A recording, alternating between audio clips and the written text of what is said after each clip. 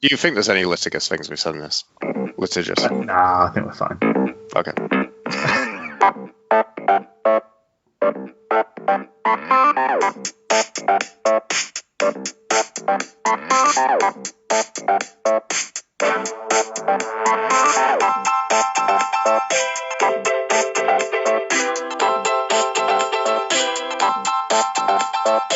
Welcome to Different Gravy, not just another Sheffield Wednesday podcast. I'm one of the hosts, Richard Miller, and my co-host, well, the Rona may have sidetracked his driving lessons, but his catalytic converter is still tickety-boo. Dr. Luke Gledall. How are you doing today, Luke? Okay, I'm all right. I don't know if my catalytic converter is really going to work. It probably smells like eggs as well.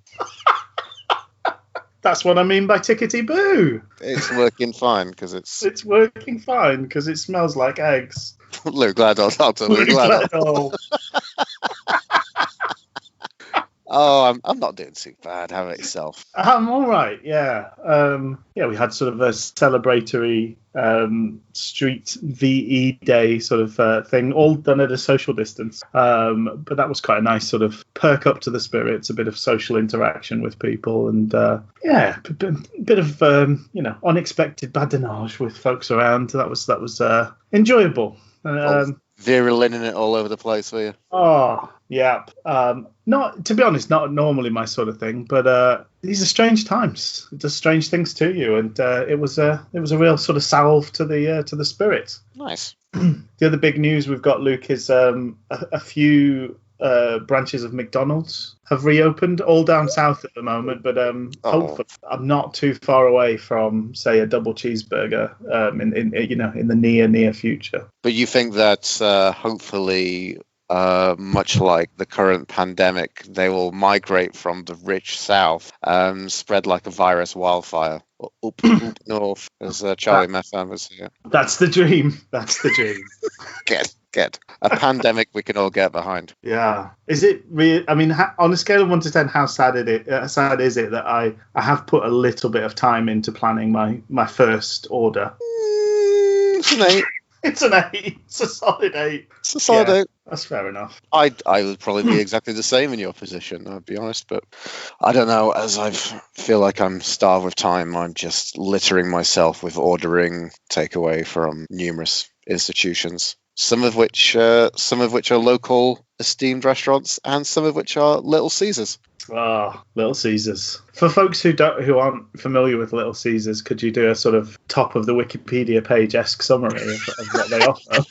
It's a chain of dirty pizza places that are founded from Detroit, which apparently Detroit's a big pizza capital. Mm. And the interesting thing for me in here in Canada, if you go over the river that kind of divides that neck of the woods with Michigan and Ontario, you get to Windsor, and Windsor's actually quite famous for its pizza as well, which is interesting. And I think I once remember reading an interesting article which was talking about the sheer history of cheese smuggling across the border, and apparently there's quite a few tales of people smuggling large amounts of cheese over the border from the States to Canada. But anyway, I think, Detroit does have quite a pizza kind of ident. Little Caesars is kind of seen as this not so good. Typically, previously, they didn't used to deliver up until the time of a lot of these apps and delivery stuff. So you'd have to just drive up, and they do a thing like they do a hot and ready special, which is like a mini deep dish pizza, but not quite as good as the Chicago deep dish. Okay, yeah. But that's what I'd recommend. If you're going, I'd recommend you get a hot and ready $6 special. That'll be a pepperoni deep dish with a kind of pop on the side. They get crazy breads, which are kind of like Parmesan crusted bits of dough, which are quite good. Nice. I'd also recommend stuffed crazy bread, so they just wang some mozzarella in there, and that's a lovely greasy garlicky good time. Excellent.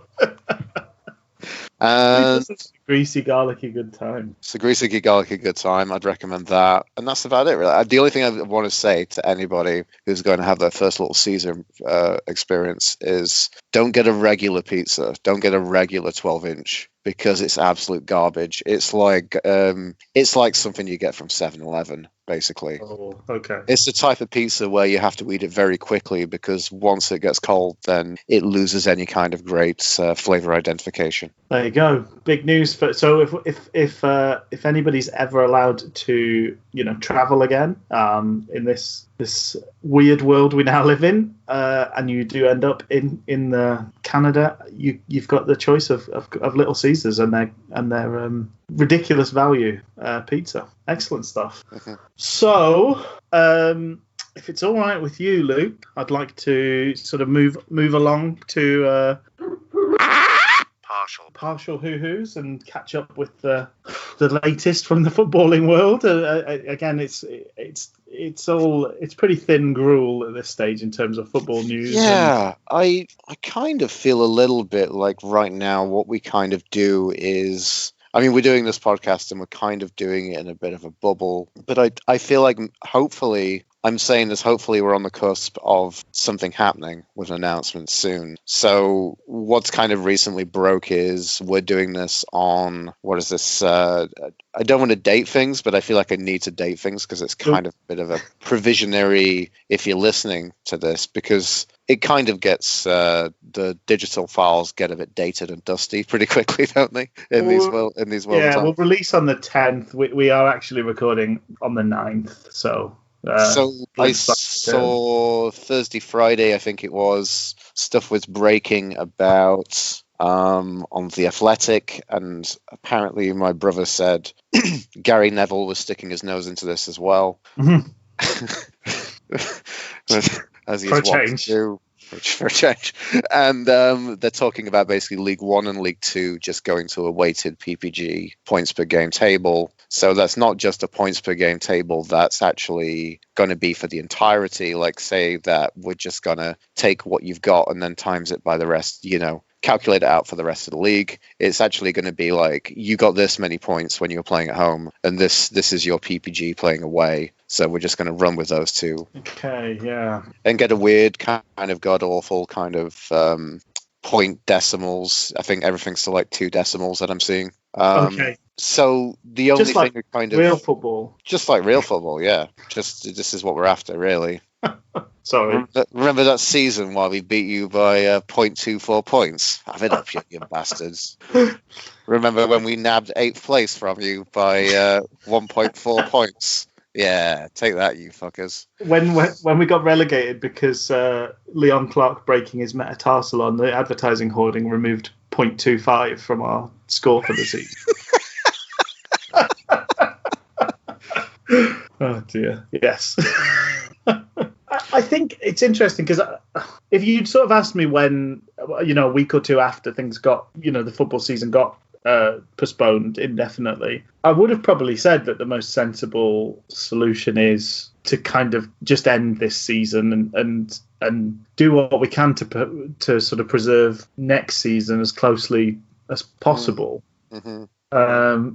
And it does feel over time like that's the position that by and large things are shifting towards, because I think I've also heard that there's more championship clubs sort of jumping on the boat of, well, let's just get it done. Because obviously there's a value to the remaining games of this season, but that value's got to be massively outweighed by a whole proper season.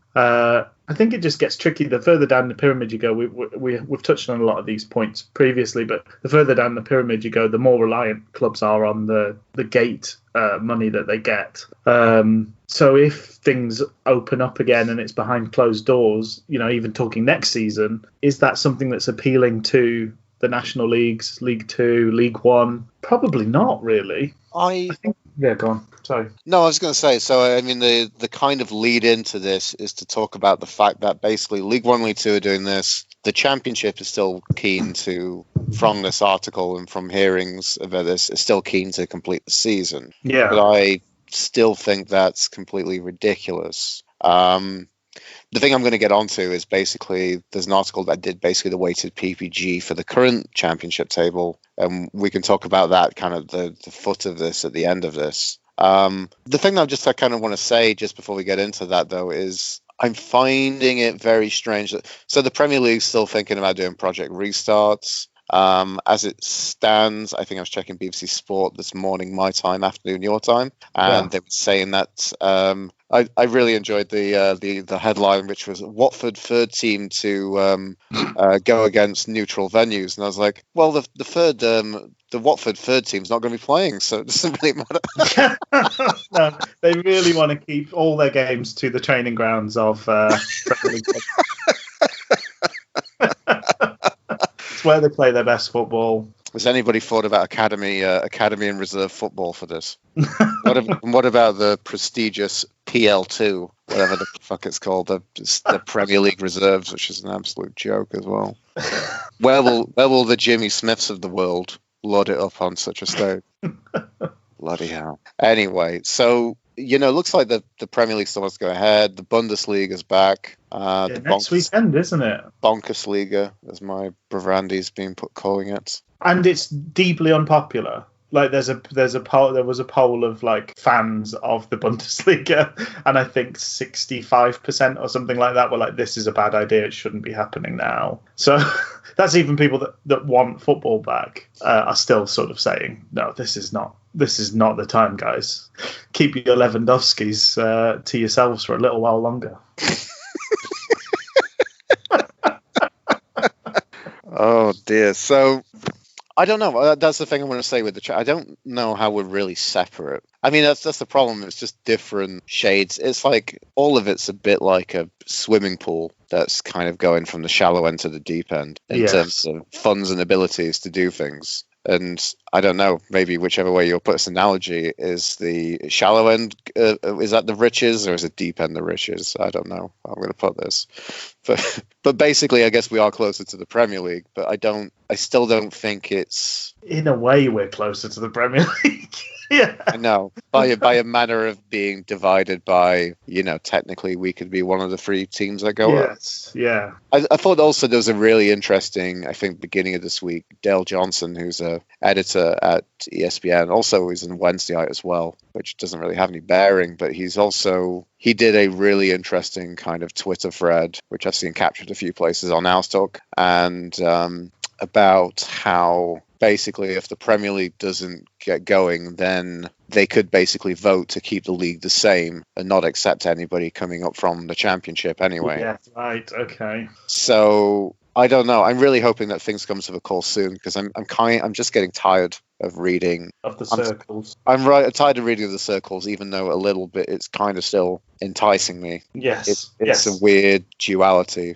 It's a real kind of, I feel like a real Schrodinger's cat of football news. Well, yeah, duality is a fairly good sort of phrase for just where a lot of people are at the moment, because that's the thing. I ventured into a supermarket this week and was very kind of wary of other people around me. Particularly didn't like the fact that people wearing masks kind of felt like none of the restrictions on social distancing applied to them anymore, because now they have a mask. They have a superpower with their mask on, even though it doesn't actually protect them.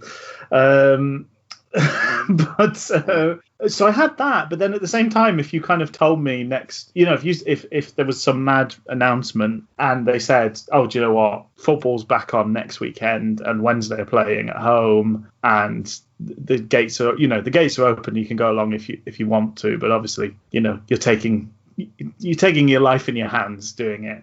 I'd be quite tempted to go, just because, I love football. I love Wednesday. I like to be there when they play that game. So that's a weird thing to be, because obviously I'd be putting myself at far more risk going along and sitting in a stadium full of people for a prolonged amount of time than I am whipping through the aisles of Aldi. But it's just a strange. I think our brains are being asked to do all sorts of gymnastics that we don't normally request of them, and we're all dealing with that at different levels.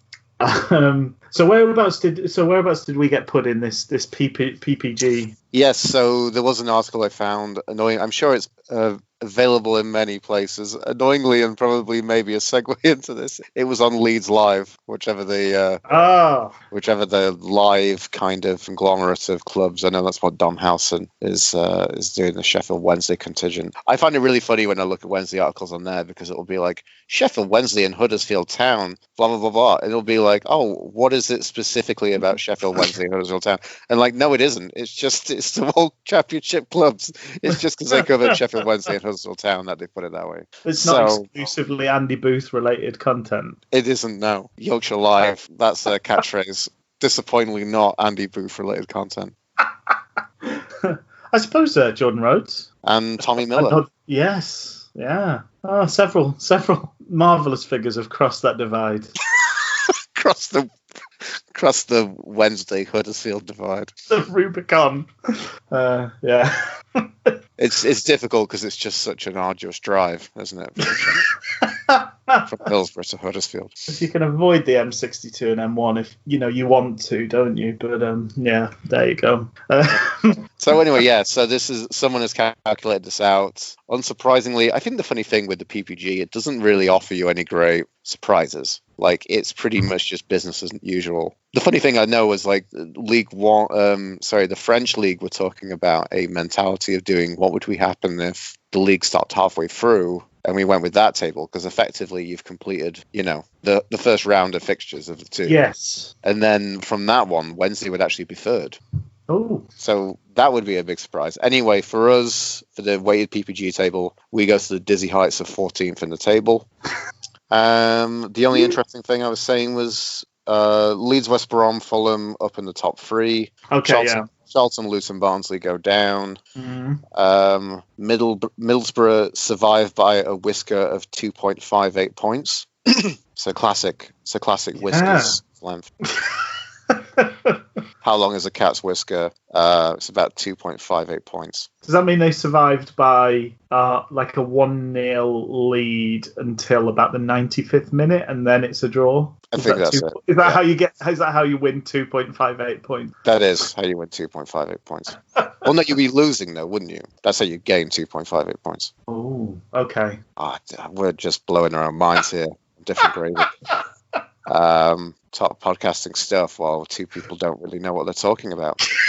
Anyway, so we would come out with 59.85 points, and a points deduction of 12 points then wouldn't keep us safe. That would put us on 57.85, which means we're under the lofty 48.08 that Charlton has acquired. Oh, you'd feel that would be particularly cruel to not only have us go through this sort of ludicrous escapade of some weighted points per game arrangement and also take points off us, but ludicrously cruel is apparently the modus operandi under Mr. Parry. Ludicrously cruel indeed. Yeah, ludicrously cruel, not very cool. Rick Parry. Good to meet you. I'm Rick Parry. I don't know how he talks. I'm imagining a bit like a Charlie Methven, but there's no good reason for that. I also want to say maybe his name sounds a little bit. I keep thinking when I hear Rick Parry, if you had said who is Rick Parry, and I would have turned to you and said, is he a member of Status Quo? Say the same thing.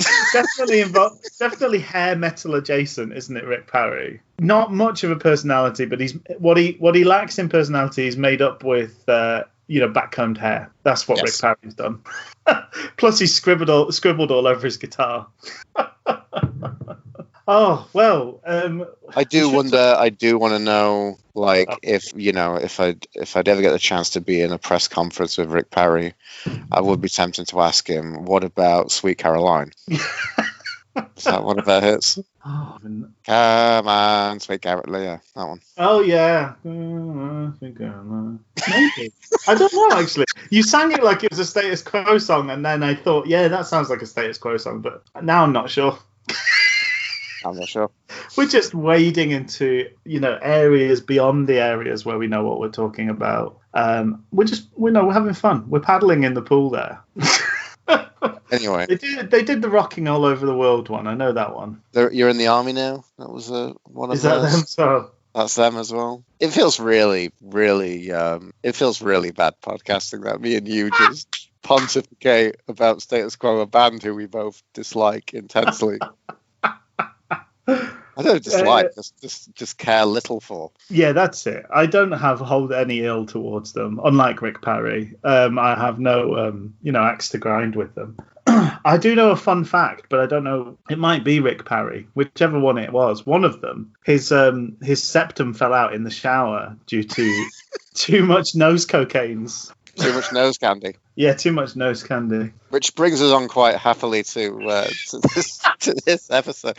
Actually, we've got a couple of segues, haven't we, Rich, to use? Well, just, it's not really breaking hoo-hoos or news in any real way, but just wanted to sort of acknowledge we've had a couple of nice bits of feedback in the week and just sort of say that we really appreciate that. So we had a tweet from Rocket Owl on Twitter, and we had a really nice email from Kelly, and we just wanted to sort of acknowledge that it's really nice to receive that sort of thing, and it makes doing this worthwhile, and it's nice to know that folks are listening and enjoying. So thank you, thanks for reaching out. I know it's something I don't do enough. I enjoy a lot of content in the form of podcasts, and very rarely make my pleasure or enjoyment known to those creators, and knowing how much it means to us, it sort of makes me think it's something I should do a bit more often. But heartfelt thanks from the both of us. Very much so, thank you. But not to lose I think the nose cocaine segue was a worthy one, because we could do also a choose your own adventure, because actually in that lovely email from Kelly, thank you so much again, you said your other half is a Leeds fan, so maybe that's another kind of we can do a choose your own adventure of segues. Do you want to go with some allegedly allegations that we come up with? Rick Parry, and also maybe some of the things we say about the tone of this Leeds United documentary. Or you could go with the right, very earnest and sweet choose your own adventure segue, and use a very appreciative email from a listener whose husband just unfortunately supports Leeds United. Yeah, last couple of weeks, Luke, we've set ourselves little bits of homework to do. So we watched the Netflix documentary Sunderland Till I Die, the second season of that in particular. And we also read the book Owls Through the Modern Era. And that's sort of how the last few weeks have sort of been filled in terms of, looking at Wednesday adjacent bits and pieces. Certainly, heavily football related in either way. This time round, this was a bit more of a challenging watch, I think, on some fronts, because we decided to watch Take Us Home, Leeds United, which is the Amazon documentary about last season for Leeds United. I do think, for me, Leeds are certainly at least equal with United, Sheffield United, for my sort of dislike of them. I think we sort of, being someone that's not living in the city centre of Sheffield, I don't have that direct sort of bumping into Pigs fans that I think really builds that particular rivalry. And I just think through the recent years of the club, we've bumped alongside Leeds much more often than we've been up against United. So for me, it's that familiarity has really bred contempt in that regard. So I did try and sort of put that to one side, but I do think it's fair to say the documentary is very partisan, which does challenge when you're someone who's set against that side of things. Yes. It's a constant sort of thumbing its nose at your sort of inner feelings. I really would have liked if it was something that really the documentary could have made me separate from my own personal feelings about Leeds United. And maybe I thought about saying this near the kind of the tail end of this episode, but for someone like myself who did dislike Leeds United quite a bit, it made me hate them even more. Yes. I just say from the off, like the title of a documentary, Take Us Home, it's I think it's a reference to a chant, which I'm not too familiar with. Though I'm very familiar with all Leeds, aren't we? Because thanks to the cop band playing it at the Leeds rugby games, they've taken that from us, and it really fucking pisses me off, to be honest with you. It really, really winds me up absolutely fucking no end. Well, I know this is one of my notes later on. I said, I know all football clubs and a lot of fans make rude gestures, etc. But every shot of the Leeds fans is them flicking V's, doing the wanker sign, or worse, throwing up sort of COD gangster blat, blat, blat shooting gestures. The fans are just unrelentingly awful seeming and looking. It's Exactly. and those are the bits they've picked to put in the documentary. What ended up on the cutting room floor? And anyway, Take Us Home, the title, I said, it sounds like some reference to getting too drunk and embarrassing yourself with some friends and texting your dad to pick you up and take him home. Yeah, and also very close to a rather charming documentary about Wales's exploits in the European Championship, which is Take Me Home. So you might get muddled up and watch this documentary by accident, and all of a sudden 6 hours of your life have gone by. But I think comparing it to, it's natural to sort of compare and contrast with the Sunderland documentary, and that's sort of partly why we've sort of done this, isn't it? Yes. And obviously, in both cases, it's a team getting close but not quite making it. And if anything, that's the bit that kind of kept me on board in terms of watching it, was that in the end they don't get what they want. So in the end, it's all right. But did you feel that for the sake of this one, in comparison to Sunderland Till I Die is a bit more like, I don't know, as much as I hate the film, I really dislike and hate Rogue One. I understand a lot of people actually quite like Rogue One from the Star Wars canon. But I think that was probably a bit more interesting in terms of how that narrative comes together when you know the ending anyway. That in compared to, I don't know, that's Sunderland Till I Die is more Star Wars Rogue One. This is more Phantom Menace. Okay, yeah, maybe. I think this was a little bit like Rogue One at the start, because I did make a note that it was all a bit trans world sport, because we were really hopping around the world, and there's lots of. I think that's a marked difference really between the two documentaries, is how much reading you do in this one. Now, that's not a comment. This is not a Brexity comment, but the Leeds United documentary has an awful lot more subtitle work that you need to do than the Sunderland one did. Although sometimes with some of those Macam accents, I could have done with a little bit of subtitles, But Bielsa never speaks a word of English, for instance. No, never Bielsa does. Long soliloquies from him. I mean, really, at times it feels like they've sort of just left the recorder running until he says something vaguely profound. Because it's like Carlos on acid, isn't it, some of the time? It is a bit. And so the interesting thing for me was, the annoying thing for me, I picked this because I thought it'd be something easily, readily accessible for me in Canada on Amazon Prime. For some reason, Amazon Prime have locked this down. They seemingly have certain content, despite the fact I'm paying into it. I might as well just have everything. I don't quite understand why they're doing geo blocking. So anyway, through some nefarious ways, I managed to get a link to that. So thank you for those who actually, Rich, you had a slight hand in that as well. No, I didn't. No, you didn't.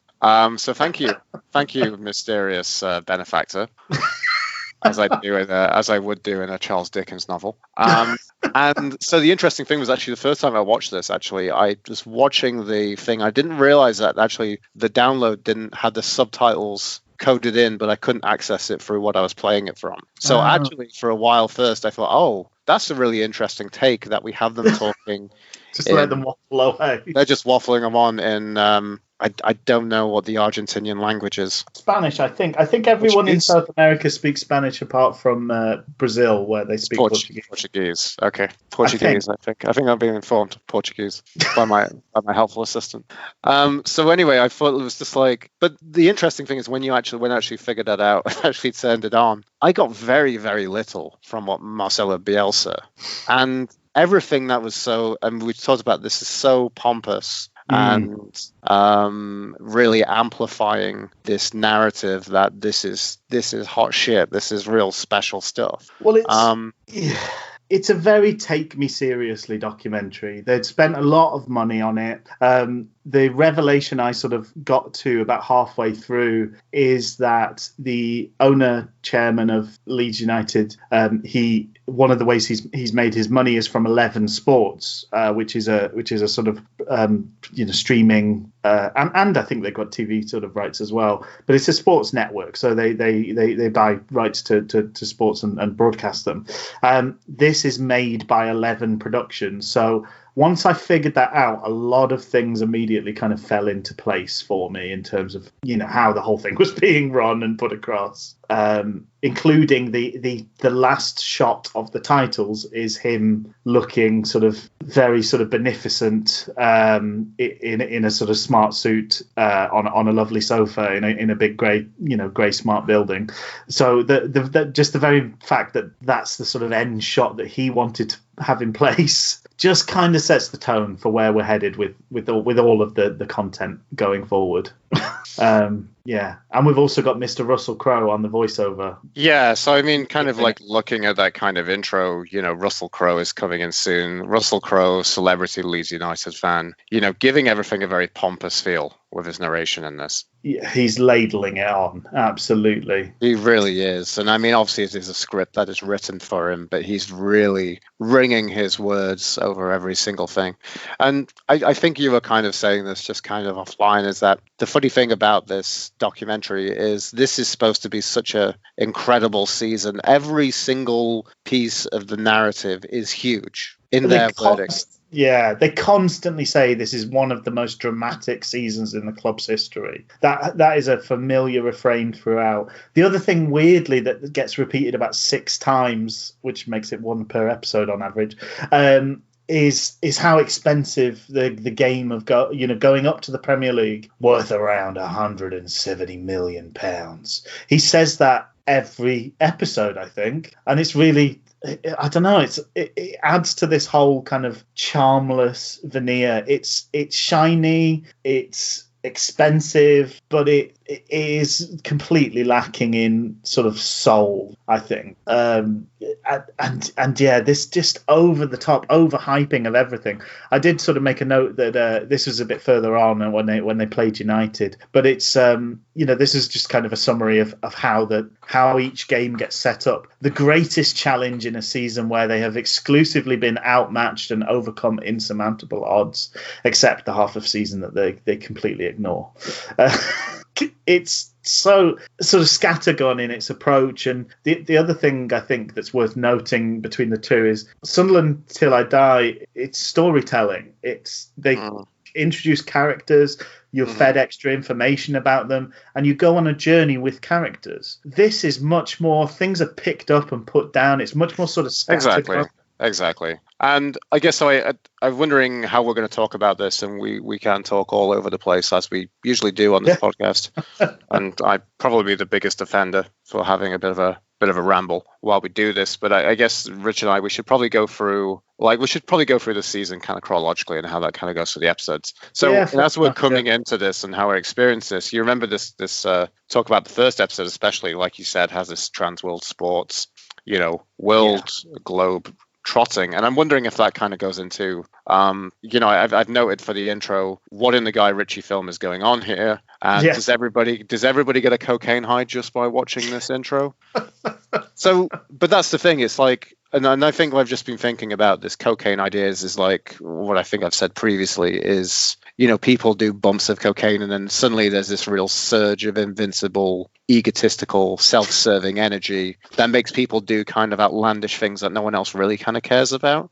Like people just a bit too kind of high and full on themselves. And there's very much that feel here. And you almost think that they were doing that in the editing bay because they had to get everything in. Suddenly, you're in Leeds, you're talking about Leeds, then you're cutting to Italy to talk about the chairman. So, and then suddenly we're in Argentina even. Yeah. And it jumps about all over the place. It's really hyperactive. And I guess the interesting thing is, so Sunderland feels like we're looking at Sunderland, we're looking at the soil of Sunderland. It feels very grounded, and it feels like it's in an area and you get a feel for that place. And suddenly we're just jutting all around the world. And even though there is a narrative, I know why they're doing it, it doesn't feel connected. It feels so incredibly disconnected, every little piece from each other. And I think that's also from the off when you have the intro. And, the intro is so Gang of Four song, Gang of Four, the only moderately okay band from Leeds. And, there's suddenly the cuts between some people who work for the club. Who's the bald chap? Is he press officer? Who's that guy? I wasn't quite sure. I think he's something to do with one. I think he works for the local paper. Right. So he's a local journalist who's been for numerous years. Yeah. And then there's all these fans who we don't actually get any connection with, and I don't know who they are. No. And so one of them was like, I'm trying to think, like, last episode, I think I noticed this just because I've seen the intro so many times. Who is the woman in the studio with two bass guitars? I don't know. We're showing her for quite a while, aren't we, in the context of the introduction? She's never come back to. I know. And it's just this kind of smorgasbord of fans. Like, even on the fan side, there's no focusing on anybody to develop a narrative with them, like you said. I also think, the case in point with that, the first or second episode, we're introduced to these guys that make a podcast and how they've made a song and they're getting phone calls from all around the world because people are so interested in this song. We never hear a note of the song and we never ever see them again. Yes, I know. There's also a thing with Calvin Phillips. We see his family and his nan in particular wants to bang Bielsa. We're told sort of fairly early doors. And I put, it'd be interesting to see how this progresses. Do we ever see Nan again? No, we don't.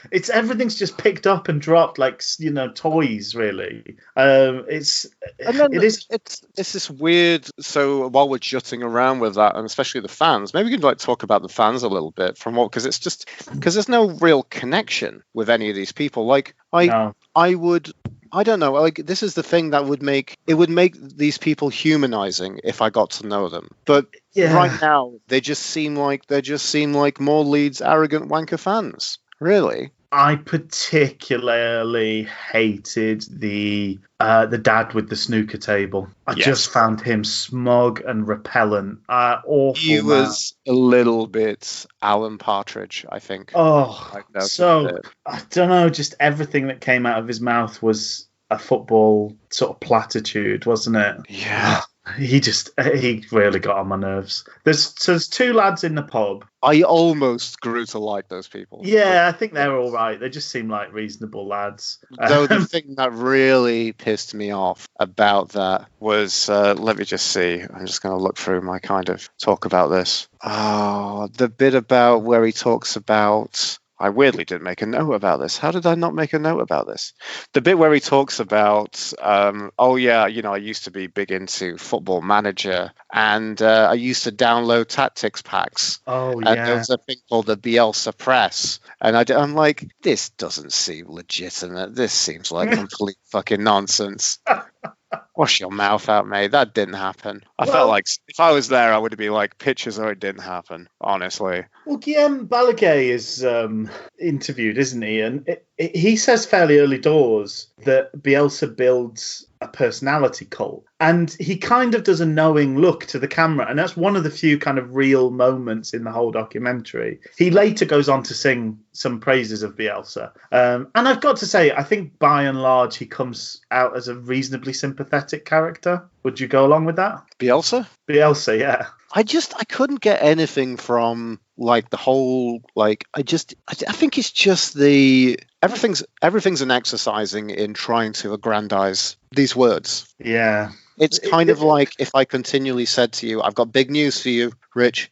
And if I said that to you for every day for a year, you would get, I don't know what day, you would get exceptionally tired of. Maybe the third. Yeah. And it's continually. So everything is supreme. Everything is the best. Everything is a big deciding pivotal moment. And so everything in that build up about Bielsa is, hey guys, when he talks, you've got to listen. He's going to change your life. It's like making out that he's like some type of footballing Ramdas. Really, or something like this, some kind of, or I don't know, like some Almost like a footballing. Zelig figure. He's touched so many lives and changed history again and again. I'm not saying that I buy any of that. I just thought he, as a man, seemed all right broadly in a documentary where I think I pretty much hated everybody by the end of it. But I thought that was telling. That personality cult comment was as I say, it's almost like the realest thing in the whole thing, because everybody's bought into that personality cult. The chairman is sold on it. The the director of football or whatever he's called is sold on it. The commercial guy's sold on it. The fans are all built into it, and a lot of the players seem to be on board with it. They're all drinking Kool-Aid out of the bucket at this stage.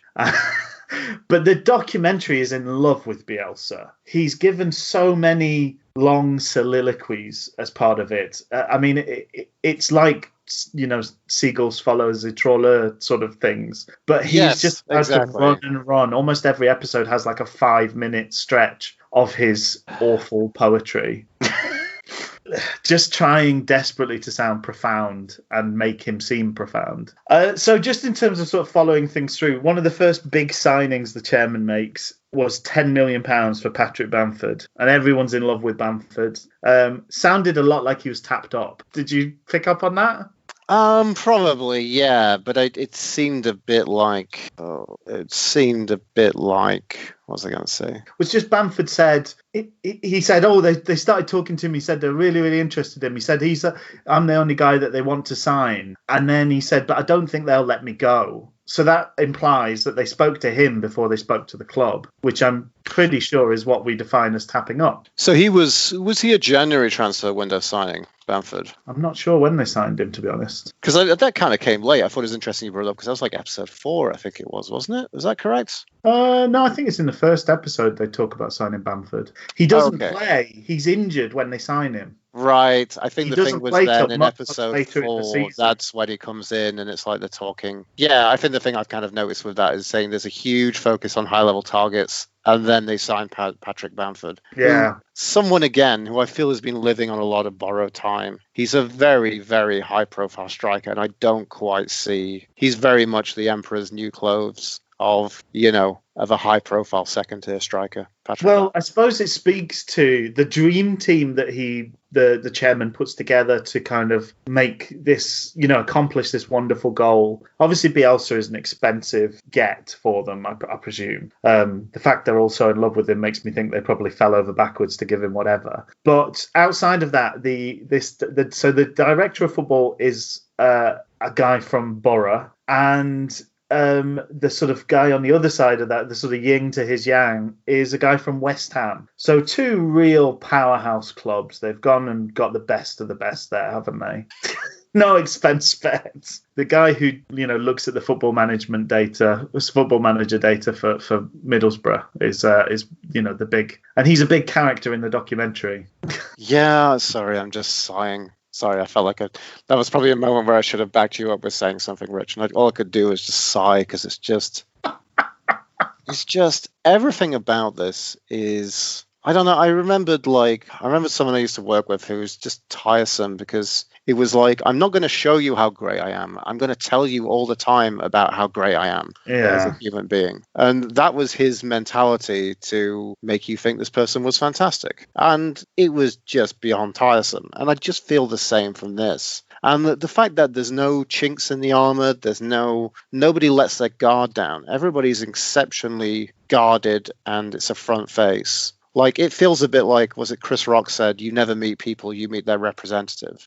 Yeah. I feel like I've never met any of these people. I've spent a lot of time with them. I know nothing about them. Sorry. Yeah. No, exactly. It's all so thin, isn't it? There's no depth whatsoever. It's all like the conversations that folks have when they're on cocaine. It's all kind of surface, like, there's enthusiasm, there's shininess. There's not much beyond that. And I think in terms of the it's so airbrushed. It's like those movie posters where they've gone over the top, and they don't look like people anymore. They look like sort of waxy dolls, because they got rid of every wrinkle and bump in the road. But even still, it's interesting the bits that stay in. I thought the guy from Borough, the sort of Spanish director of football guy, just seemed an awful, awful man. Screaming at officials, shouting at opposition players. They used the same clip of him crying and going into the manager's office 3 times. I counted that. There was a couple of moments where they kind of repeated footage,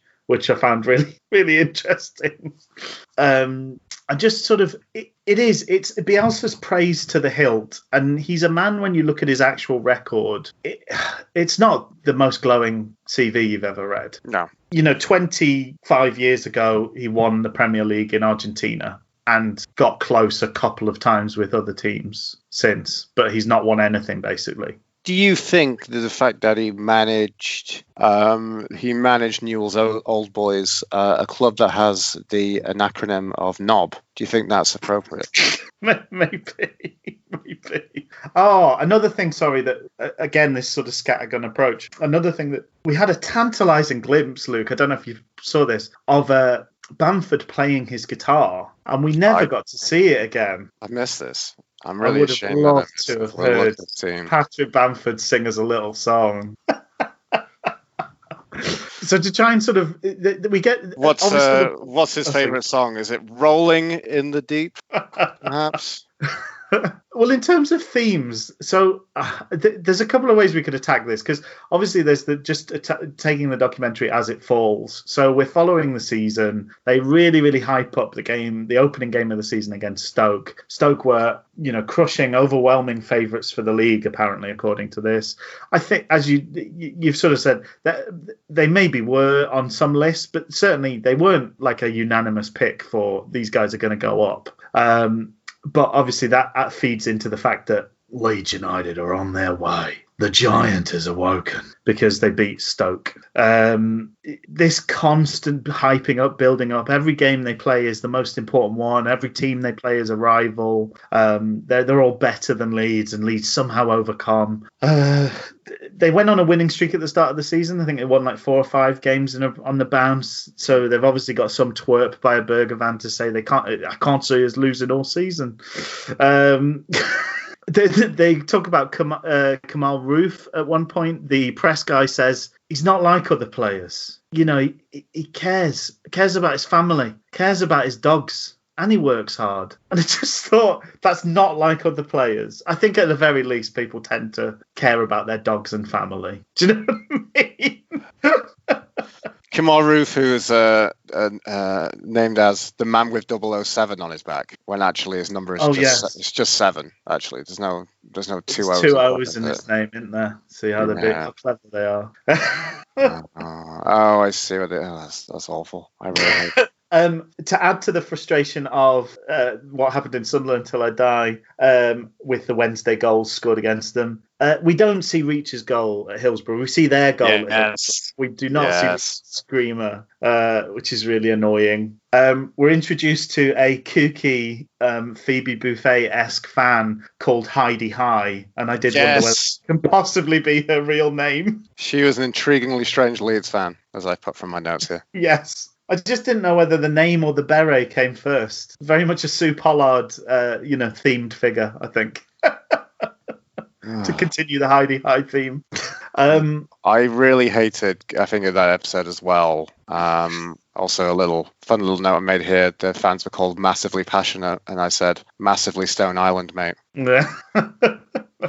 Kevin McCabe. Yes. What a horrid bellend. Just awful. I really hate them including that bit of him just pandering and just giving them a little tongue bath at Bramall Lane. I was just like, oh, and they haven't won at Bramall Lane since 92. That's an amazing statistic. That's an incredible stat. To me, I think that probably feeds into what I was saying about, I think we've been in the same division as Leeds a lot more often than United have. Because I'd be interested to see how many times we've actually played each other in that period. Still a tremendous record, but sometimes where it's like, Leyton Orient haven't lost to Sheffield Wednesday since 1873, and you're like, when was the last time we played Leyton Orient? But yeah, McCabe praises Leeds on being back to being a community club, just like the Pigs. I said, how's being run by the latest in a succession of shady Italian businessmen a community club? Not to mention McCabe was just around the corner from his £1 blunder with the Prince. And then we're told so this I think is one of the major themes for me. We're told Bielsa scrupulously doesn't like cheating. He's dead against it. Yes. Good. In the first episode, it was interview with Anders Herrera, wasn't it? Yes, yeah. Said he was never keen on never cheating. So the clip we see is Sheffield United are criticised for their aggressive approach, and what we see is a Leeds United player making an absolute meal of a very standard tackle. And that sort of cheating sort of thing is fun because another big theme, which we're not quite there yet, but this is the season where we had the spying scandal. So again, a man who scrupulously, a man of such principles, would never think of cheating. Really had some pretty strong brushes with cheating during the season. Yes. Let's put a pin on that because there's a lot we can talk about that later. Yes. So there's also, I just made a note. At some point, somebody says we need to win this game to keep on Norwich's toe, which I thought was a weird expression because surely you want to be on their heels. I don't know. They're just so far ahead of us, Ulrich. Yeah. They're always 7 moves ahead. Unfortunately, the 7 moves ahead is how to lose the game of chess.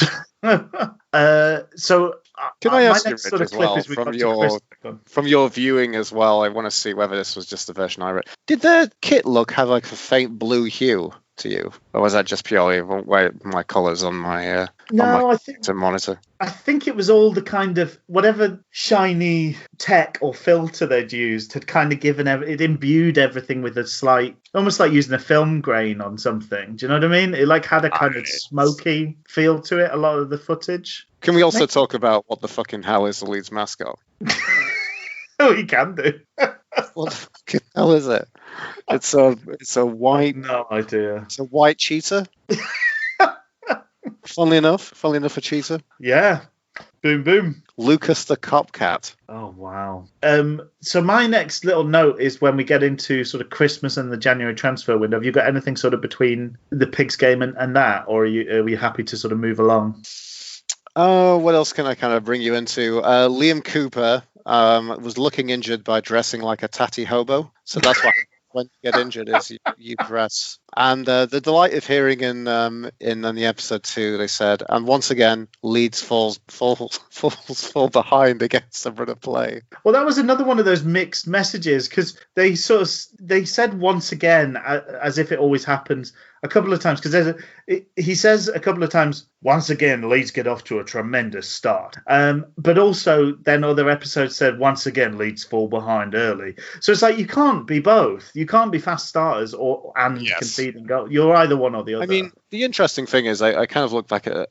It's interesting for what they look at because there's those moments was there a game where they drew 3-3 and they kind of rescue at the death, and there's a lot of those moments though, and I think it kind of goes into the narrative of Leeds and their never say die attitude. Yes, and that type of stuff. But also, it's never kind of. It would have just been refreshing if someone just said it once. Just one person said, "Well, we're scoring goals, but we're conceding goals. We're conceding goals, but we're measuring score." Like, there's no moment of admitting any weakness.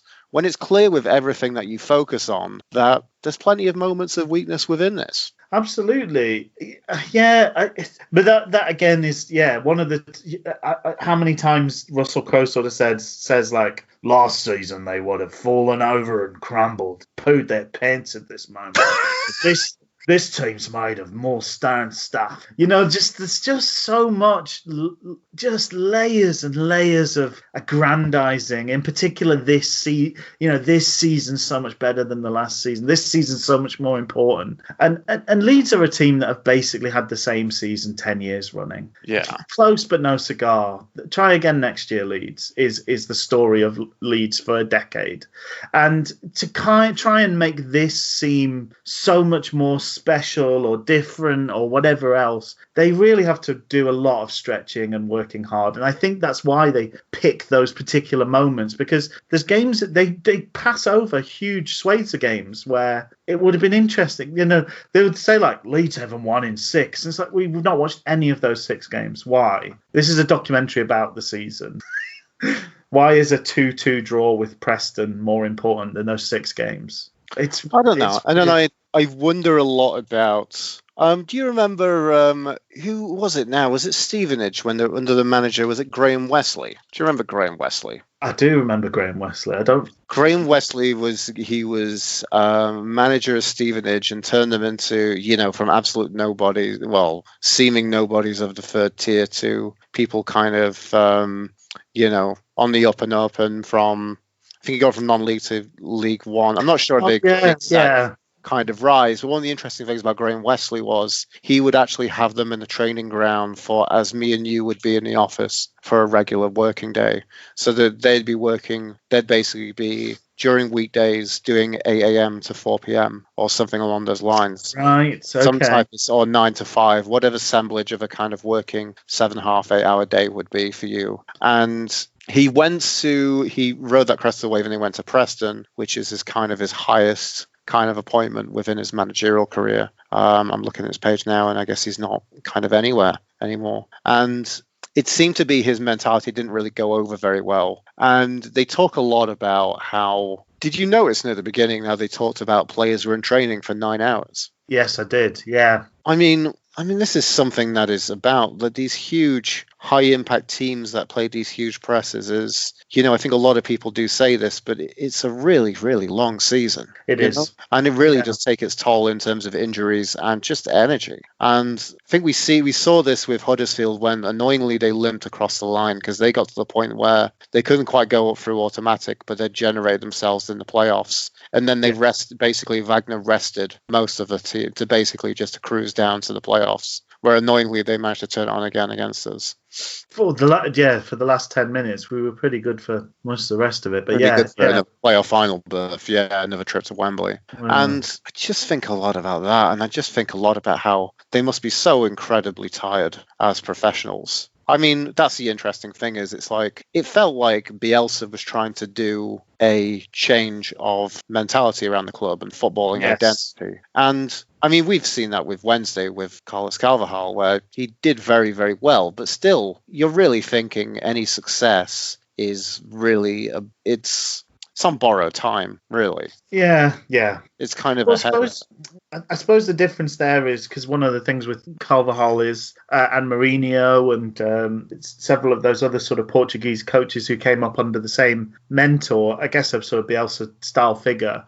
What they don't really believe in doing much training during the season. So you kind of get your cardio and hard work in before the season starts. And then the rest of the season is just working shape and position and moments, this tactical periodization. Whereas obviously Bielsa's thing is to just work them like dogs constantly so that they're really fit. But it feels like they ran out of puff towards the end of the season. And it's one of the things did make me intrigued with potentially if we go back and play games, those players who may well have run into the exact same issues this season will have had a few weeks break. So they've had potentially had a chance to sort of refresh, and it may well play into Leeds' favour that they've had that time off to kind of recuperate a little bit. Yeah, I don't know. I guess whatever lens you're looking at it, it's pretty much a long kind of season. The only bit last kind of little aberrant piece I would kind of want to bring in before we look at the January transfer window. The focus on the Leeds boxer was a bit strange. Oh, completely pointless. Again, it's another kind of snapshot of someone else. It's like Leeds, it's kind of I guess all of this, what I'm thinking now is it's like saying Leeds have a large multifaceted fan base. And it's like, so we go and we talk to every single one of them for 30 seconds. Yes. Instead of just picking a sample of those people and telling their story, like why, when did Heidi High first come across a beret? Has she always worn it at a jaunty angle, or did she start off with it sort of straight on? But cynically, when did that woman in the studio decided she liked bass guitars, and when did she decide that one bass guitar wasn't enough? Cynically, what I thought was, I bet that he's got a deal with 11 Sports, so you hype him up like the football team. And they did a big like soaring classical music moment, didn't they? While they played his Everything was just a giant championship analogy. fight alongside a Leeds game, and they both showed their West Yorkshire grit and are great. So it was really good. That was a particular low point, I think, for the documentary. It was hammy and gaudy and awful. It was rubbish. And but it didn't look like great boxing to me. It was a lot of like swinging from your hips. But I'm sure, he's a champion, so he must be great because they don't give out belts like to nobody in boxing. They said so. Leeds top at Christmas. They said in the past 10 seasons, the team at the top at Christmas have got promoted. So a historic, record-breaking season for Leeds United to break their trend of 10 years.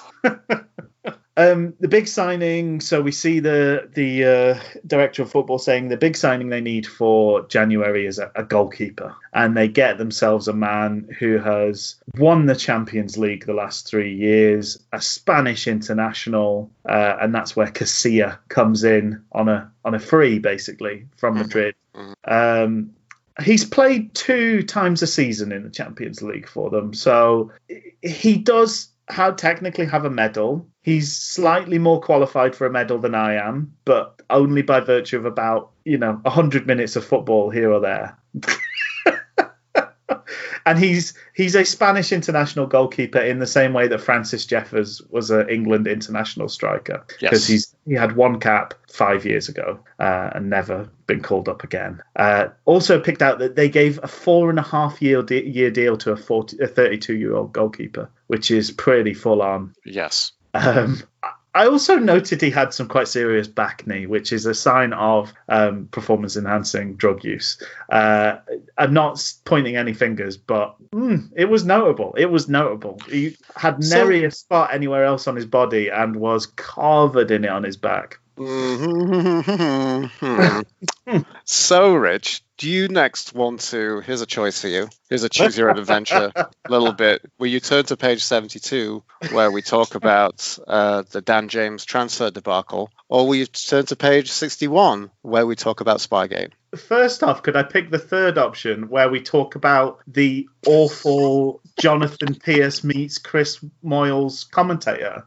We can indeed as well, yes. I made a couple of notes previously about him, but at this point I said I couldn't hate him more. And then I sort of started to think, is this commentary just recorded for the documentary? Because everything he said seemed to like encapsulate it was almost like a previously on for every bit of commentary that he did. Do you know what I mean? Did you get that feeling? I didn't get that. So it's an interesting piece I think you picked up on that I didn't pick up on. I'm going to be honest here, Rich. It's just like, they'd go, it's been a tough week for the team with 3 defeats on the bounce and injuries to key players. And then they go to the commentary, it's been a tough week for the team, injuries to key players and no wins in 3. It was just like, it was always almost too on the nose all the time and full of too much context in a way that you wouldn't want from a commentator. It's like, you don't need all that information. You just commentate on the match as it's happening. The Spanish international goalkeeper who's joined us from such and such, he's had his medical, I don't know, it just was always so on the nose, and it made me think, I don't think this guy is a commentator for anywhere else other than this documentary. He's just being given like little scripted bits to do over the match footage. But maybe I'm wrong. But it just felt like there was too much like juicy context to kind of fit every quote in. But maybe I'm wrong. So I've got Spygate next in my notes, so maybe we'll do Spygate. Let's do that, because that's probably the chronological thing as well. So as that kind of came about, they cut to a fan who said they love to drum something up against Leeds. And I would like to directly speak to that fan and said, you can't be reamed by the media on TV all the time and also have a chip on your shoulder, you twat. Towards the end, I really got that chunk of that victim complex coming through. It starts to feed in at this stage. The world is against us. And then I'm shocked to even have like the BBC Or it wasn't BBC, was he? I think he was like a commercial station. But like the guy from like the local press is in on this kind of the world's against us. But yeah, the spying thing is fairly washed over. You know, they try and sort of spin it into a positive somehow. You know, So let's just kind of go through that narrative just for some of the things. I enjoyed the fans saying Jermaine Genius is talking about a points deduction. So footballing overlord Jermaine Genius there. You know, I also enjoyed the sound clip of Ian Holloway saying, "Well, they say they do it in his country. I'm glad I don't live there." And all of that builds up to the press conference, the famous, infamous press conference, which I think they should just release. I'd like to see that whole thing in total. Yeah. Because all I've ever seen is basically people say he did this giant rundown on everything he knows about Derby County. And, like, so here's the thing that I want to say from that is basically the way it's presented was like, you know, it cuts to, I don't know if it's the press officer, isn't it? That's it, it's the press officer, the media guy. Yes. He's the one that's like, actually, Bielsa's genius, actually. That's really great. He's great, really. Yeah. So it's basically said, well, everyone there now knows how to beat Derby County. I'm like, just because you have a giant file of facts, just giving all this information on a team, doesn't legitimize what you did previously. Well, no, the whole point of that, isn't it, is what he's trying to say is, oh, it doesn't matter that we sent somebody to spy on them because, yeah, as you say, we've got reams and reams of information. But if it doesn't matter, why are you doing it? Yes. That's the question, isn't exactly. it? If you've got all the information and you could beat them anyway, why are you going to the effort of sending somebody to spy on their training? Yes. And the whole point is that Frank Lampard has to have the right to work on something in secret and surprise Leeds United with something they've never seen before. Yes. He has to have that ability. It's integral to the continuity and the integrity of the sport. So to play with that and claim it's nothing is just utterly ridiculous. And I hated the way it was brushed over and then fed into this kind of victim complex they have. It was vile, really, because he never held his hand up. I know he paid the fine, but how much of that is real and how much is PR, who knows? But I just, really didn't like the way the press guy sort of spun that.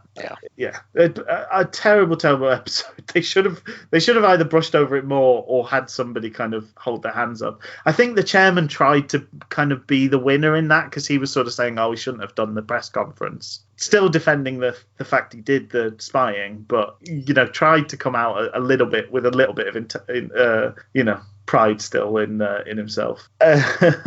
So you think, and I kind of agree with you, it's just purely a face-saving exercise, isn't it, really? Yeah, absolutely. But I hated having the local press sort of buying into this, woe is me. Yeah, again, it's who's picking on me. Like I said, we're so great, but we're victims as well. I'm like, you don't get to be both. It reminds me a lot of what I just like about Sheffield United. You know, well, we're the better team. Oh, but we've got a massive chip on our shoulder. Yeah. I'm like, you don't get to have both, you fucking dickheads. Dan James, then. Dan James. The James debacle. Dan James. I thought that's maybe my, why are you watching a documentary on a football club? For me, it's moments like that. It's incredible how far along in the process they get with Dan James. He's here, the media release is done, they've printed shirts, the pictures of him signing, medical done. Yes. And I guess the interesting thing with this is, and we will never get the full story on the Dan James situation. No. Though maybe we might actually in the end. I mean, we don't really hear from, as we never really do in the, the Will Griggs Sunderland situation. We never get a Wigan perspective on it, even though we saw Wigan just absolutely come out of that just as like a daylight. It was a daylight robbery. Really. Pockets bulging. It was Ocean's 11 of football transferdom. And so actually, here's the interesting thing. I remember a lot nearer the time that Alan Nixon said that Leeds kind of screwed the deal. The reason why they screwed the deal was initially they talked about giving the money, and then they said, oh, actually, we want to be a loan with a view to a permanent in the summer. It's interesting because obviously, again, the director of football in floods of tears. And I want to belittle men crying, but this man cries at odd times. He says nobody wins here. Nobody wins here. And I just thought, Swansea win and Dan James wins. The only person who doesn't win is Leeds. Because in the summer, he was sold to Manchester United for 3 times what Leeds would have paid for him. And he's probably on double or triple the wages that he would have been on at Leeds United. So everybody wins apart from Leeds. And maybe that's the best transfer ever in that regard. Nobody wins here. Nobody. Here.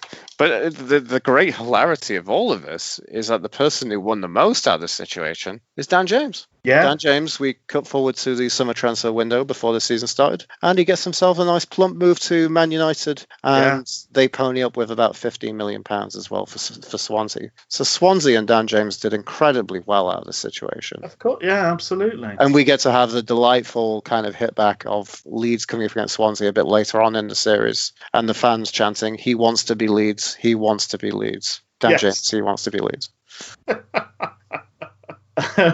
I've just got a note that just says, what is that celebration all about? Because they had this awful... Oh, the Spygate thing. No, what are you talking about? Sorry. No, they had this celebration that they featured them doing 2 or 3 times where it's like they've got their hands out in front of them, almost Superman-esque, but trying to do a little, like, wiggle with it. Yes. Yes, I remember that, yes. It's rubbish. It's a really rubbish celebration. It is, as you put it, rather rubbish. I also made a note that sort of as we're winding down towards the end of the season, the injuries start to sort of pile up for Leeds, although I'd never felt like they had a Wednesday-style number of injuries, so I didn't feel remotely sorry for them at all. But Barry Douglas... injured versus Millwall, takes it upon himself to provide motivational pep talks for his teammates. And I said, this might be where it all went wrong, because Barry Douglas is one of those folks, those Scottish guys with a very dour monotone voice. So you could just imagine him geeing the guys up in the dressing room. Guys, do what I would do and really go and try and win a game. That'd be good. Just...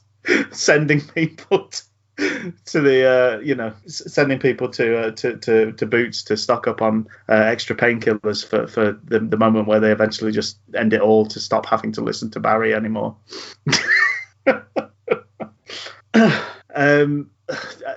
Do stop me if you've got other bits in between, but last game of the season, the chairman had the brilliant idea to invite the family of the players to be there at the game. Yes, I know. It's such just like every last home game ever. Where on earth does he get his zany ideas from? I know. Another sort of hugely overhyped moment is the last game of the season. So it's Leeds versus Villa. We never see the foul again, so I can only imagine that Janssen did absolutely do Codger. But we'd never see that again in passing. But basically Villa stopped playing, and as they stopped playing, Leeds went up the other end and scored. And Bielsa tells his team to let Villa score an equaliser. Pontius Janssen tries to tackle the Villa player before he scores, but gets it wrong, and they do score. And this is, hyped up as the most exciting and scandalous game in the history of Leeds United. So much talk. The football world is awash with the chatter about this dead rubber at the end of the season.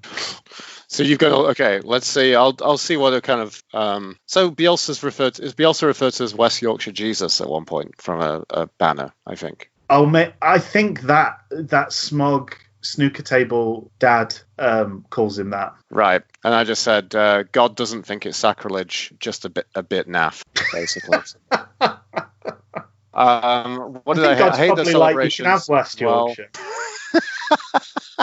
Keep it, mate. Keep it. It's my county, but I've forsaken West Yorkshire. That's basically what God has said.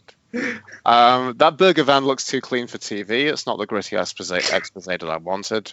I hated Alioski's haircut. I mean, I dislike him a lot. I hated all the players. I think the only people I didn't like, I didn't hate, were the people at board level. Because one bit near the beginning I've noted as well was the I like the lead CEO who said, I think that's the thing that's more endearing, because you're interested how they're doing things, even though it is kind of hyped. But when they're talking about things, they acknowledge that they've got a challenge. I think that's the interesting thing. Yeah. Like, it seems like there's a bit of negative friction going against what they're trying to do. So that kind of encourages a bit of narrative and makes you kind of identify with him. I like that he said that he was the boring Anglo-Saxon middleweight. Oh, yes, yeah. That was quite nice. I quite like the Italians. I can't believe the chairman was promising his wife they'd move to Leeds the next year.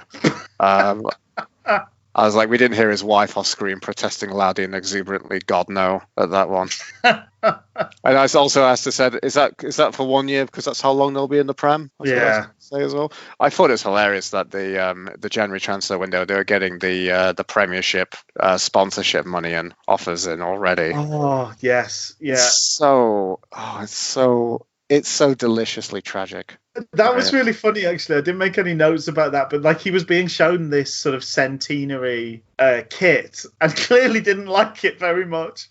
And the guy that was presenting it to him was just trying to like turn around all of his criticisms. It's like, I really don't like the look of this. Is this how it's going to be? He's like, well, it'll have more structure than this. And it's like, but what about, I don't like this colour here and how this is written. Yeah, but what, oh.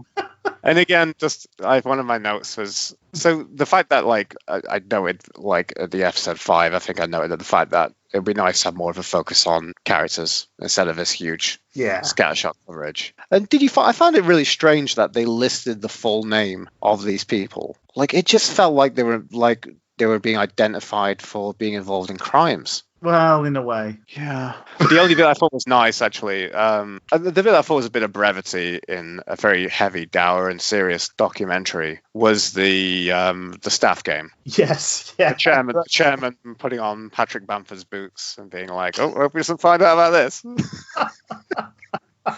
That was nice. Get this on camera where I say that I hope he doesn't find out about it. Exactly.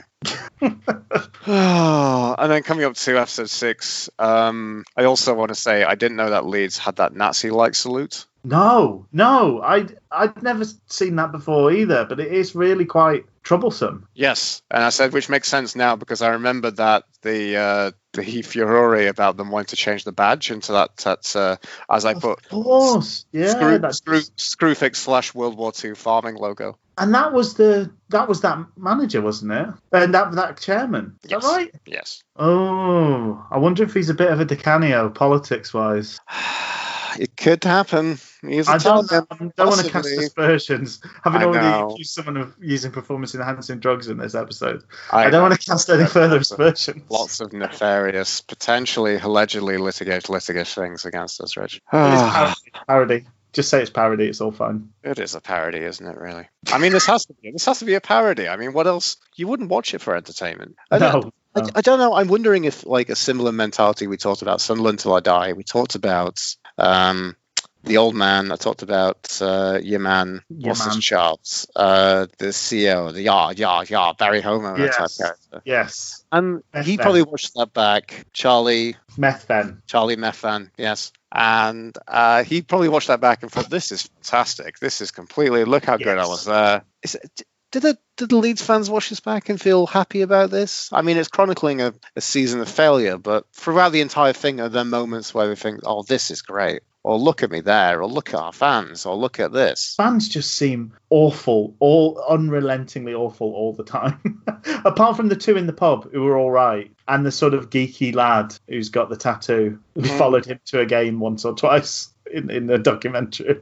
I don't know. Like, cause then that's the weird thing is like they focus on. Suddenly we focus on near the end of the episode on a Scandinavian fan group. Yes, we do, yes. Who come over, and again, it's like, I don't know anything about you. I don't know why I care. I don't care. You've not made me care about you. When did Did you you like? not see the clip at the start where I said, actually, I've liked Leeds for a long time, so, this is good. Oh, there you go. Yeah, that's background enough. We care now. Put them on. And the guy that had travelled miles and miles to see them draw was really funny as well. Oh, South Asian chap. Yes, the chap from India, Pakistani. India, Pakistan, one of the two countries. Playing that weird Billy Bremner folk song outside the game on that one as well.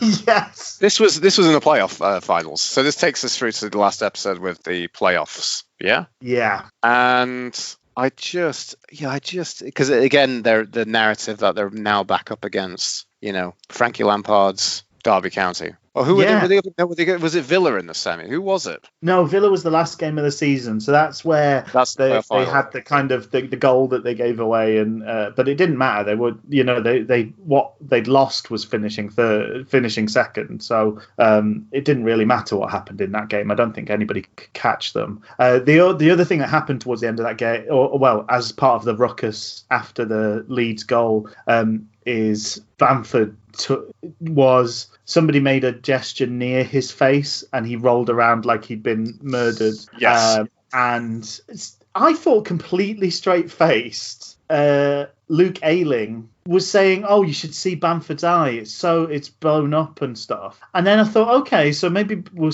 find Bamford and he's actually been hit. But Bamford wasn't touched. You watch the video, he wasn't touched at all, and Bamford looked fine. So I don't know whether Luke Ayling had convinced himself. Speaking about Bamford being like the Emperor's new clothes, has he got some sort of, he can project injuries on the vision of other people? Is that how he gets all these penalties? But basically Bamford was banned, wasn't he, for I think at least one game, but maybe more for the dive. It was a pretty heinous dive to try and get somebody else in a lot of trouble. He made such a meal out of it that I said, Patrick, you made a Pizza Hut buffet out of the entire thing. 10 trips to the big table with his plate, I think. Plus salad runs in between. Disgraceful. I did make a note that the players heckling the Derby mascot. What a lovely club they are. I know, that was utterly charmless. Remy. Oh, awful people. It was I almost the sort of punch the air moment unintentionally is when Derby turn it around against them, because actually you do feel a little bit hard done by on behalf of Frank Lampard and the cheating. He's sort of tried to be made the kind of villain of the piece, but when Derby do turn it around and absolutely smash Leeds in the second leg, that's a pretty joyous moment. Not in the documentary's terms, because they then go into, we talked about how bad the theme song to the Sunderland programme was, but the whispered bedtime story folk version of Marching On Together was just achingly bad, so mawkish and awful. And I said, bring back the Sunderland Till I Die theme, all is forgiven. Wow. And I do agree. It's really painful to agree, but yes, because I dislike that Sunderland Till I Die theme song a fair bit, I must say. So we summarise off with that with Russell Crowe. Does he have the clout to take Leeds home next season? Ask Russell Crowe, and that's everything wrong with the football club. They believe they belong in the top flight. It's just this. I said the end is just the dribbling of diarrhea on the giant questionable chocolate sundae that is this show. All the stuff of him like, there's no question about the fact that now things have changed. The beast has been awakened. Oh, kill me now, please. The last little twist. Sorry, go on. You go. No, I'm just going to say, it's just that maybe the last little twist is the same thing that you've marked. Is it about the CEO saying what they're going to do next year? Well, there's this sort of faux drama of, Bielsa being such a wonderful and mercurial sort of talent that maybe he'll just walk away. So they're really pleased to announce that he's going to stay with them for another season, like they didn't have a contract in place. That was a bit of a joke. And then the kind of fake meeting in Italy with the three of them around a table, like discussing the season for the first time. So, guys, it was a good year, but not the best year. It's funny you've waited 6 weeks to talk about this and waited till we're in a cafe in the streets of old Napoli. I don't know. It's worn you down, Luke. It has. It's tiresome. I mean, I enjoy talking about it because it actually lets me fight a bit of energy back. But it's just tiresome. It's like it's going up against a boxer who's just going to try and wear you down for 10 rounds. Really?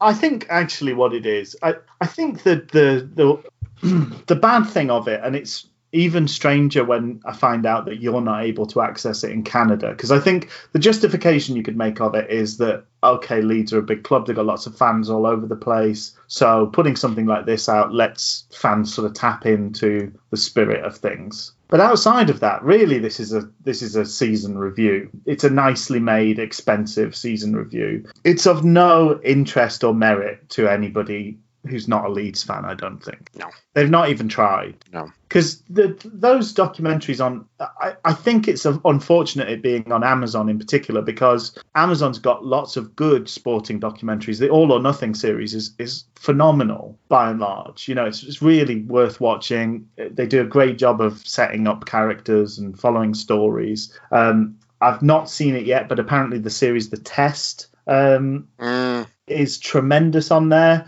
So it's like this absolute honking turd is sat alongside these, you know, shoulder to shoulder with these sort of brilliant things that occupy the same space. And I don't know why Amazon have bought it, to be honest. Unless they've got some deal with 11 Sports where, you know, on the kind of football streaming side of things. I don't, you know, the 11 Sports decided not to bid on the package of Premier League matches that Amazon showed so that they'd get this show on the network or something. I don't know. But outside of that, I just don't see what... It's not made with an eye to anybody on the outside watching it. Yeah. And that's really disappointing. There's no... It's so partisan. It's a puff piece. It's paid content, and it's a shame that it's trying to present itself alongside genuinely interesting bits of work in the same field. Well, there you go. On that note, I think I'm going to say cheerio, Luke. Yes. Have a good one to you, Rich, and hope the listeners have a great week themselves. Yeah, good weeks all round, and look after yourselves. We'll speak again. Awesome. Thanks. See you, Rich. Bye.